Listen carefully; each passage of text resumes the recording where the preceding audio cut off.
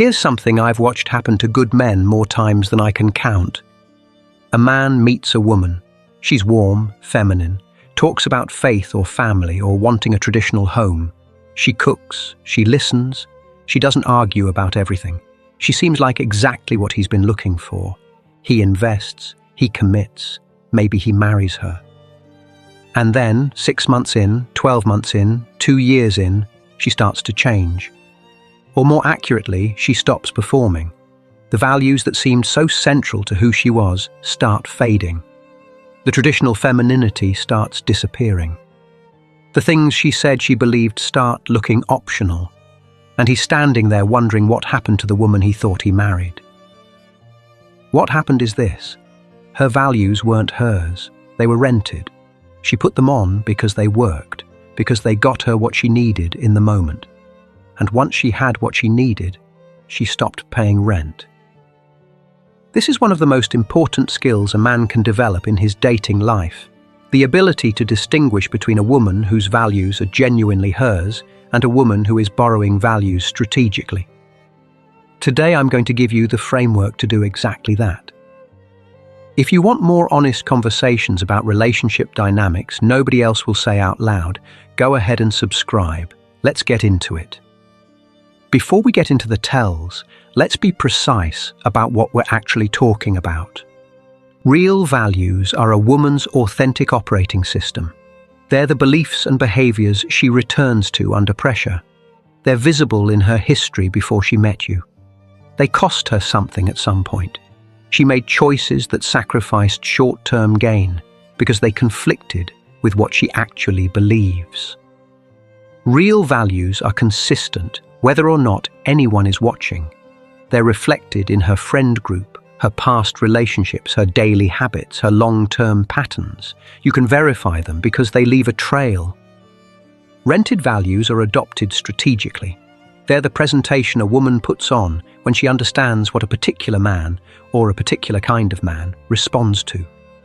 She has done the calculation, consciously or not, and determined that performing traditional femininity, or expressing faith, or talking about wanting a simple domestic life is what gets her to the outcome she's seeking. The rented values aren't a lie exactly. She may genuinely wish she were that person. But wishing you held certain values is not the same as actually holding them, and rented values have a return date. The problem is that both types present identically during the performance phase. Both say the same things, both behave the same way in the first few months. The difference only becomes visible when you know where to look and when you give it enough time. It's worth understanding the mechanism, because it explains why this happens so often and why so many men get caught by it. Women are socially adaptive by nature. Reading an environment and adjusting behavior to fit it is a deeply ingrained skill. In most contexts, this is neutral or even positive. But in the context of dating, it means that a woman who wants to attract a particular type of man, a serious man, a man with standards, a man who values traditional partnership, will naturally begin mirroring the signals that man responds to. She watches what gets attention. She notices what language he uses, what he approves of, what makes him lean in versus pull back. And she calibrates her presentation accordingly. Again, this isn't always calculated deception. Sometimes it's genuinely unconscious. She likes him. She wants him to like her back, and she becomes the version of herself most likely to achieve that. The rented values tend to intensify during the pursuit phase and fade after commitment is secured. This is the pattern to watch for. If her traditional behavior is tied to her pursuit of you, if it tracks with her level of interest and investment, it's a performance. If it's genuinely who she is, it won't change when you're no longer a prospect to win over. Genuine values don't require an audience. That's what makes them genuine. So how do you actually distinguish real values from rented ones? Here are the 6 things I look at. The first tell is history. Real values leave a trail. If a woman genuinely values family and commitment, Her 20s should reflect relationship-oriented behavior. If she genuinely values modesty or faith, those things should be visible in her life before you arrived.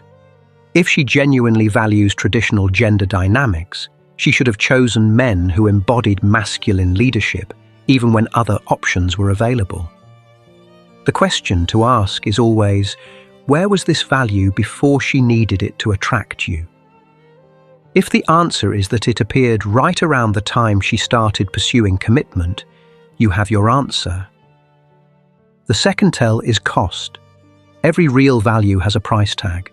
A woman who genuinely believes in loyalty paid for that belief somewhere. She turned down attractive options when she was committed. A woman who genuinely values family over career made sacrifices that demonstrated that priority. A woman who genuinely holds traditional values lived by them when it wasn't convenient, when it cost her socially, when the easier path was available. If she can't point to a moment when a belief cost her something real, a relationship she walked away from, a social circle she left behind, an opportunity she declined because it conflicted with what she says she believes, then those beliefs have never been tested. Untested values are not the same as real ones. Under pressure, they will fold. The third tell is the friend group. This one is underused and consistently accurate. People do not maintain long-term friendships with people whose values fundamentally conflict with their own. Not deep friendships, not the inner circle. If she's claiming traditional values, but her closest friends are women who live in open contradiction to those values, party girls, hyper-careerists, women who mock domesticity, women who celebrate casual relationships, that mismatch tells you something. You don't have to judge her friends. You just have to notice that her stated values and her chosen company don't match. The fourth tell is how she talks about women who made different choices. Pay close attention here. A woman who genuinely holds traditional values does not look at women who made different choices with envy or resentment. She's not secretly wishing she'd made different decisions. She's not bitter about it. But a woman who rented traditional values because her preferred options disappeared, she will often betray that bitterness in how she talks about women who are still in the phase she left. She'll put them down, but the edge in her voice will carry something complicated. It will sound less like disapproval and more like unresolved longing. The fifth tell is behavior under reduced observation. This one takes time to access, but it's one of the most reliable. How does she behave when you're not around? What does she post on social media when she doesn't think you're watching? How does she talk when she's with her friends versus when she's with you? What are her habits when the performance doesn't need to be on? A woman whose values are real behaves consistently whether you're watching or not. A woman whose values are rented will relax the performance in proportion to how safe she feels from losing you. The sixth tell is how she handles conflict with her stated values. At some point, something will arise that puts her stated values under pressure. A temptation, a convenience, a social opportunity that conflicts with what she said she believes. Watch what she does. Real values generate internal resistance to violating them. She'll feel genuine discomfort. She'll pause. She may even bring it to you. Rented values don't generate that resistance because there's nothing real underneath them to resist anything. She'll rationalize, minimize, or simply act and explain it away afterward. That moment of pressure is the clearest window you'll ever get. I want to address something directly. Why are intelligent, perceptive men consistently fooled by this? The honest answer is that the performance phase is genuinely convincing because she is genuinely trying. She is not always running a cynical manipulation. In many cases, she actually wants to be the woman she's presenting. She wants those values to be hers. She wants to want a traditional life. The performance comes with real emotion behind it, which is what makes it feel authentic. But wanting to be a certain person and actually being that person are two completely different things. Character isn't what you aspire to. It's what you default to under pressure. It's what you do when the stakes are real and the easy path leads somewhere else. The other reason men get fooled is that the performance period coincides with the highest point of her motivation and effort. She is most invested during pursuit. She is most intentional during the window when she's trying to secure you.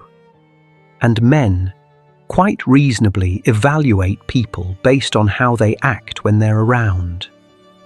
We don't naturally account for the fact that someone's behavior toward us may be a function of what they want from us rather than who they actually are. And there is a third factor that doesn't get talked about enough. Men want to believe.